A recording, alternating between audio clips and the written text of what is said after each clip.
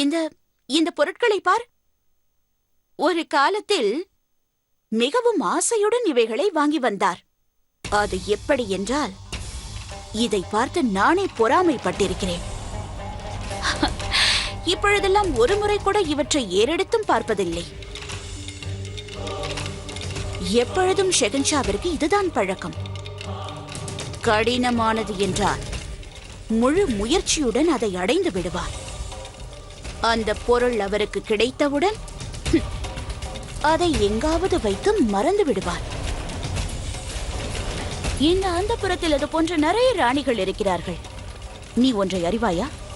அவர்கள் அனைவருக்கும் ஒரே ஒரு ஆசைதான், ஜலாலை அடைய வேண்டும் என்பது. ஆனால் பாவம், ஒருவரை கூட இன்று வரை ஜலால் ஏறெடுத்து கூட பார்த்ததில்லை. இங்கு என்ன பழக்கம் என்றால், புதிய பேகத்தின் மோகம் எல்லாம் இன்னொரு புதிய பேகம் வரும் வரைதான். அவ்வாறு ஒரு புதிய ராணி வரும்போது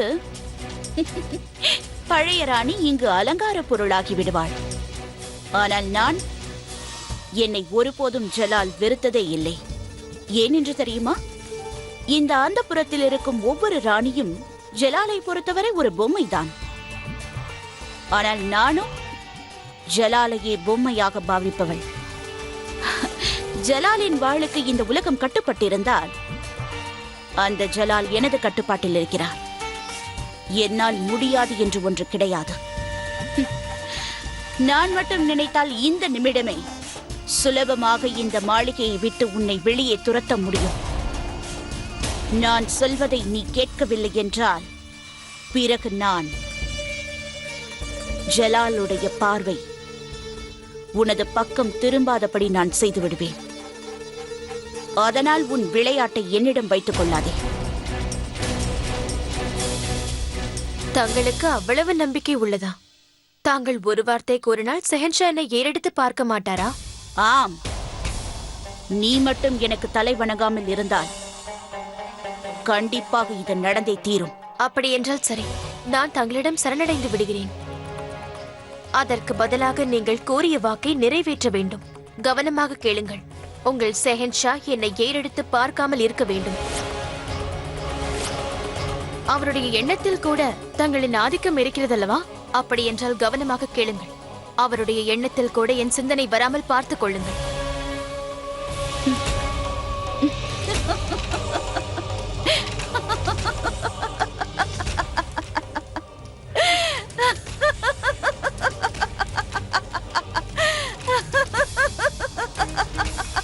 அனைவரும் புது பேகத்தை பற்றி தவறாக நினைத்துக் கொண்டிருக்கிறார்கள். ஜலாலை அவளது வலையில் வீழ்த்து விட்டாள் என்று அனைவரும் நினைத்துக் கொண்டிருக்கிறார்கள். ஷெகன்ஷா அவளையே சுற்றி கொண்டிருக்கிறார் என்று கூறுகிறார்கள். வெங்கல பூட்டை உடைத்து துடைப்பத்தை தேடும் கதையாகிவிட்டது. ஷெகன்ஷாவை ஜோதா முற்றிலும் வெறுக்கிறாள். ஷெகன்ஷாவிற்கு வேகமாவதை அவள் விரும்பவில்லை. அவள் கூறுவது என்னவென்றால், ஷெஹன்ஷா அவளை பார்க்கவே கூடாதாம்.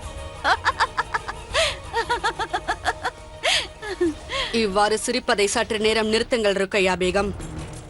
அதிகம் சிரித்தால் அதிகம் அழ வேண்டும் என்று பெரியவர்கள் கூறியிருக்கிறார்கள். பொது வேகத்தை பார்த்து தாங்கள் இன்னுமா பயந்து கொண்டிருக்கிறீர்கள்? அவளுடைய வெகுளியான கண்கள், மிகவும் மிருதுவான இதழ்கள், இதை பார்த்து எதற்கு பயம்? தங்களுடைய கண்களுக்கு அவளுடைய வெகுளித்தனமான பார்வை மட்டுமே தென்படுகிறது. அந்த பார்வையில் வெடித்து சிதறும் எரிமலை தெரியவில்லையா? நான் ஜோதாவின் மிருதுவான இதழ்களை கண்டு பயப்படவில்லை. நான் பயப்படுவது என்னவென்றால், ஜலாலையே வேண்டாம் என்று சொல்லும் அந்த துணிவை. ஆமாம், நான் பயப்படுகிறேன் தான். நான் பயப்படுகிறேன். எந்த லட்சியமே இல்லாத அவளை பார்த்து எதற்காக பயப்படுகிறீர்கள்? கூறுங்கள், அவளை பார்த்து ஏன் பயம்?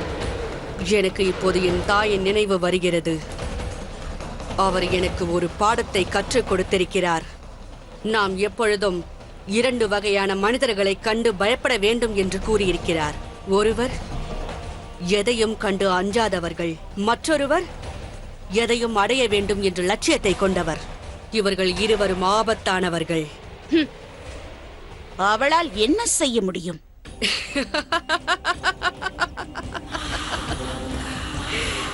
அவள் நினைத்ததை செய்ய ஆரம்பித்து விட்டாள். நீங்களே இப்போது நினைத்து பாருங்கள். சற்று முன் நீங்கள் அவள் மீது பகையை தீர்த்து கொள்ள வேண்டும் என்று நினைத்தீர்கள்.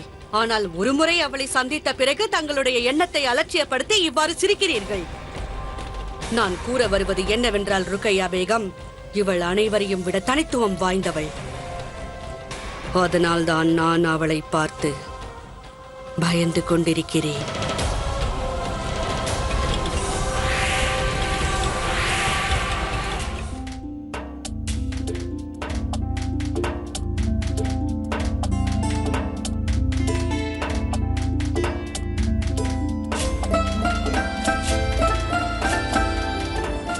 நீ எங்கு சென்றாய்? நான் ஆக்ரா வந்தவுடன் முதலில் உன்னைத்தான் சந்திப்பேன் என்பது உனக்கே நன்றாக தெரியும் அல்லவா? அந்த புறத்திற்கு புது பேகம் வந்திருப்பதால் எனக்காக காத்திருக்க மாட்டீர்கள் என்று நினைத்தேன். நமது அந்த புறத்தில் புது பேகம் வருவது இது ஒன்று முதல் முறை அல்ல. பிறகு நான் எதற்காக அங்கே செல்ல வேண்டும்? என்னை அவள் அவமானப்படுத்தியதை நீயே பார்த்தாய் அல்லவா? அவள் தண்டனைக்கு மட்டுமே உகந்தவள். உனக்கு சிரிப்பாக இருக்கிறதா? ஏனென்றால் தண்டனையை குற்றவாளிகளுக்குத்தான் கொடுப்பார்கள். முட்டாள்களை பார்த்தால் சிரிக்கத்தான் செய்வார்கள். புரியவில்லையே. ஷெகன்ஷாவை மணந்து கொண்ட பிறகு ஒரு பெண் ஷெகன்ஷாவை வேண்டாம் என்று கூறினால் அவளை முட்டாள் என்று கூறாமல் வேறு என்னவென்று கூறுவது? நான் என்ன நினைத்தேன் என்றால், சில நாட்கள் அவளுடன் சந்தோஷமாக இருந்துவிட்டு அவளை மறந்து விடுவீர்கள் என்று நினைத்தேன். பாவம், அந்த முட்டாளுக்கு கொஞ்ச நாட்கள் கூட கொடுத்து வைக்கவில்லை போலும்.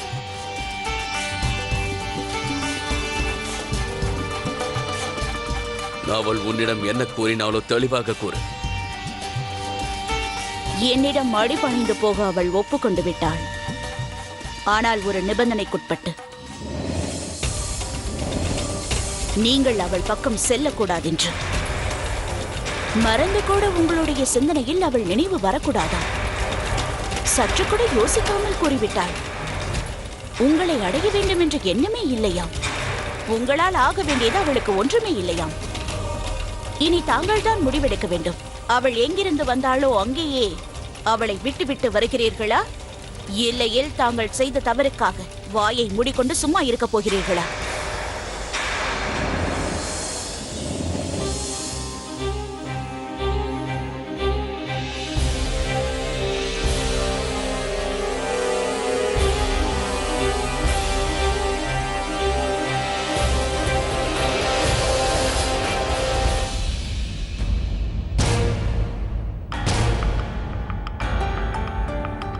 அனைவரும் செல்லுங்கள்.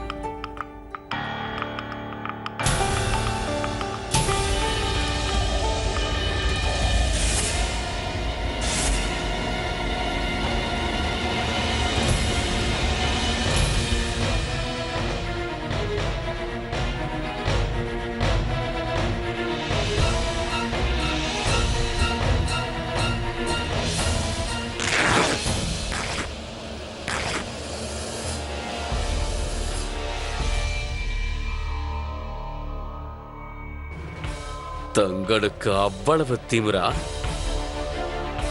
இது தங்களுடைய ஆமீர் அல்ல, ஆக்ரா என்ற விஷயத்தை தாங்கள் மறந்து விட்டீர்கள். எனது கோட்டை. இங்கு என்னுடைய அதிகாரமும் என்னுடைய சட்டமும் மட்டும்தான் செல்லும். நீங்கள் என்னை அனைவரின் முன்பாக அவமானப்படுத்தி விட்டீர்கள். அவ்வளவு தலைகணமா? தங்களை அவமானப்படுத்த வேண்டும் என்று நான் நினைத்ததே இல்லை. தங்கள் கட்டளையை பற்றி கேட்கிறீர்களா? நான் பாட வேண்டும் என்று கட்டளையிட்டீர்கள். அதனால் நான் பாடினேன். எனக்கு தெரிந்த பாடலை பாடினேன். இதில் என்னுடைய தவறு எதுவும் இல்லை. நீங்கள் பேசியே சமாளித்து விடுவீர்கள் போலிருக்கிறது. தாங்கள் இப்போது நிதானமாக இல்லை என்று தோன்றுகிறது. அதனால் தாங்கள் இந்த இடத்தை விட்டு சென்று விடுவது நல்லது.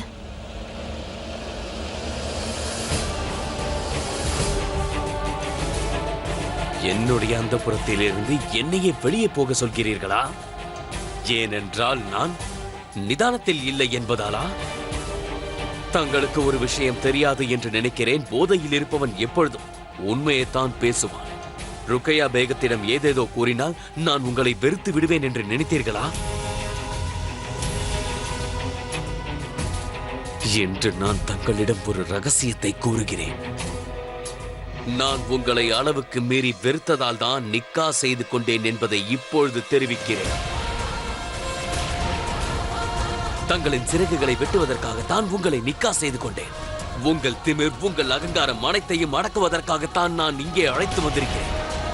என் மேல் உள்ள வெறுப்பால் என் தலையை கொய்து விடலாம் என்று நீங்கள் கனவு காண்டீர்கள். ஆனால் உங்கள் மேல் உள்ள வெறுப்பால் உங்கள் தலையை நான் குனிய செய்து விட்டேன். நான் பழி தீர்த்துக் கொண்டேன்.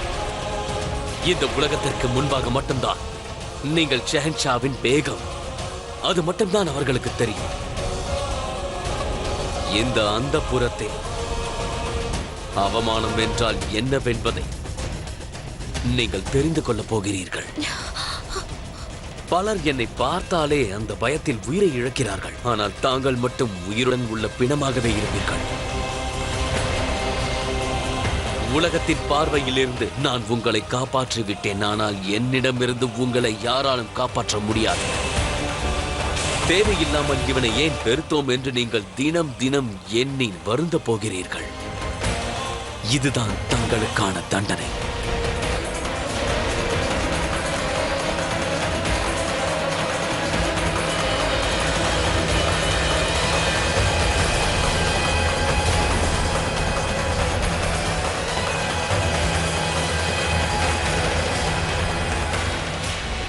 நீங்கள் எனது வெற்றிக்கு கிடைத்த பரிசு ஜோதா. வெற்றியின் பரிசு.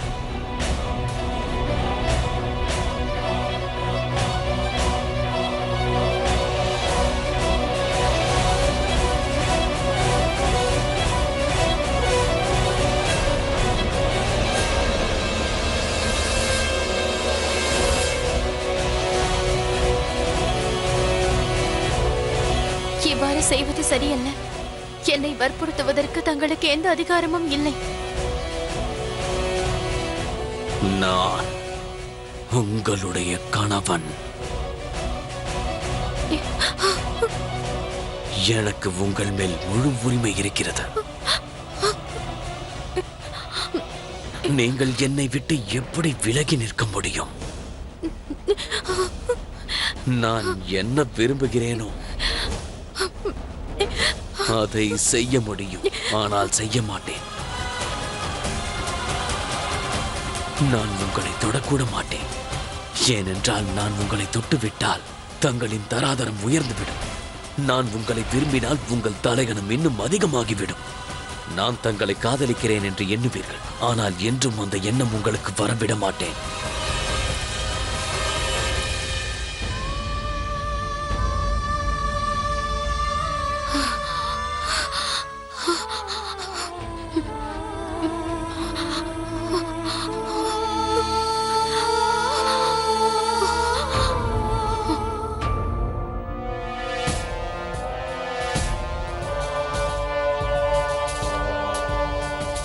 இன்று இரவு பேகம் ருக்கையாவுடன் கழிப்பேன் என்று உடனடியாக அவர்களுக்கு செய்தி அனுப்பி வையுங்கள்.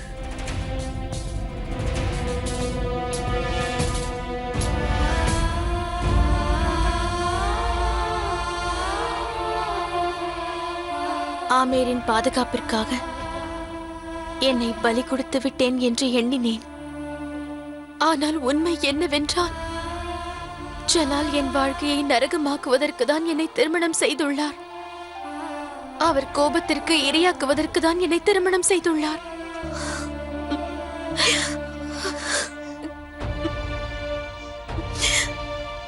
ஆமீருக்காக,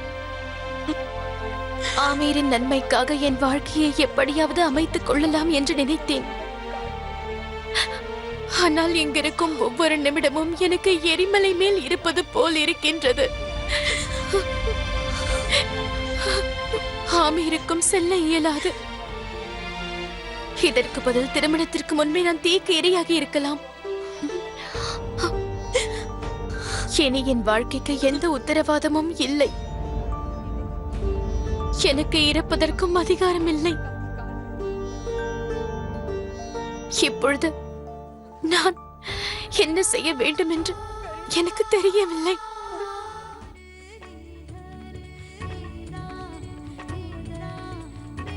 இங்கு யாரு இந்து ஆர்த்தி பாடிக்கொண்டிருக்கிறார்?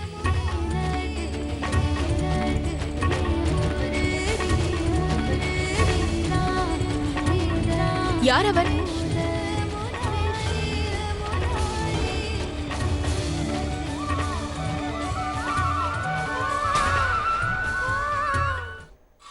ராணியரை தாங்கள் கேட்டீர்களா? ஜோதா இந்த இடத்தில் பூஜை செய்யவும் ஆரம்பித்து விட்டாராம். நானும் கேட்டேன். அந்தப்புரத்தின் சட்டம் முதன்முறையாக மீறப்பட்டிருக்கிறது. இவ்வாறு சென்று கொண்டிருந்தால் பிறகு இதுவே பழக்கமாகிவிடும். உடனடியாக ஜோதாவிற்கு ஒரு பாடம் கற்றுக் கொடுக்க வேண்டும். மகாராணியார் நீடொழி வாழ்க. ஒரு முக்கியமான செய்தி மகாராணி. அந்தப்புரத்தின் சட்டம். நீ என்ன சொல்ல வந்திருக்கிறாய் என்று எனக்கு தெரியும். அந்தப்புரத்தில் இருக்கும் அந்த புது பேகம் நமது சட்டத்தையும் விதிமுறைகளையும் மீறியதோடு நம்மை அவமானப்படுத்தி விட்டாள். குறுக்கிடுவதற்கு மன்னியுங்கள். அந்தப்புரத்தின் இரண்டாவது கட்டுப்பாடும் மீறப்பட்டு விட்டது. சேன்ஷாவை தவிர இன்னொரு ஆண் அந்தப்புரத்திற்குள் வந்து விட்டார். அதை கூறதான் வந்தேன். யாரோ ஒரு ஆண் அந்தப்புரத்தில் கால் வைத்திருக்கிறானா? இந்த குற்றத்தை செய்தது யார்? மான்சிங், நீ இங்கு வந்திருக்க கூடாது. அந்தப்புரத்தில் இன்னொரு ஆண் நுழைவது சட்டப்படி குற்றம் என்று இப்பொழுதுதான் ஒரு தாசியனிடம் கூறிவிட்டு சென்றார். நேற்று நடந்ததை எண்ணி தந்தையார் மிகவும் வருத்தமாக உள்ளார். அதனால்தான் நான் உங்களை சந்திக்க வந்தேன். ஆமீரில் இருக்கும்போது நான் நினைத்த பொழுது உங்களை வந்து பார்ப்பேன். அவ்வாறே இங்கும் வந்தேன். இதில் அப்படி என்ன தவறு இருக்கிறது? ஏனென்றால் இது ஆண்கள் வரும் இடமல்ல. இது பெண்கள் இருக்கும் அந்தப்புரமாகும்.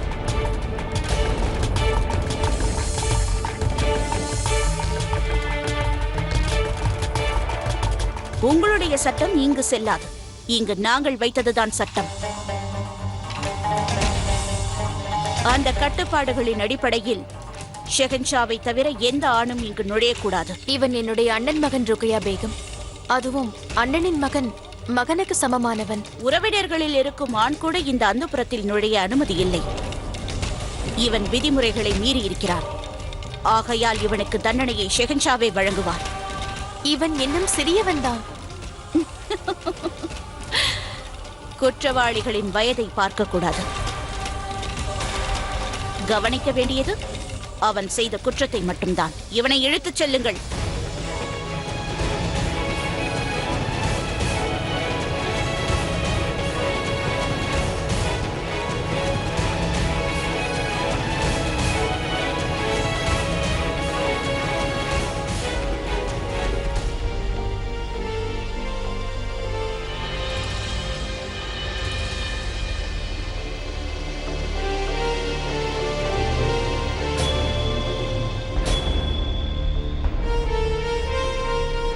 நீ எதற்காக அங்கே சென்றாய்? என் அத்தையை பார்ப்பதற்காகத்தான் நான் அங்கு சென்றேன். அது என்னுடைய அந்தப்புரம் மான்சிங். அங்கு என்னை தவிர வேறு எந்த ஆண்மகன் சென்றாலும் அது சட்டத்தை மீறுவதாகும். அந்த சட்டத்தின் படி உனக்கு நிச்சயமாக தண்டனை வழங்கப்படும். நான் எந்த தவறும் செய்யவில்லை. அத்தையார் கவலையாக இருந்தார், அவரை பார்க்க சென்றேன். அது மட்டுமல்லாமல் இங்கிருக்கும் கட்டுப்பாடுகளை பற்றி எனக்கு தெரியாது. தெரிந்திருந்தால் அனுமதி பெற்றே சென்றிருப்பேன். அப்படியென்றால் நீ மீண்டும் செல்வாயா? கண்டிப்பாக. ஆக்ராவில் அத்தையாருக்கு எந்த கஷ்டமும் நேராது என்று நான் என் வீட்டாருக்கு சத்தியம் செய்து கொடுத்துள்ளேன். அதற்காகத்தானே இங்கு வந்துள்ளேன். மிகவும் அற்புதம். ஷெஹன்ஷாவை எதிர்த்து பேசும் அளவிற்கு உனக்கு தைரியம் உள்ளதா? உனக்கு தண்டனை நிச்சயமாக உண்டு மான்சிங்.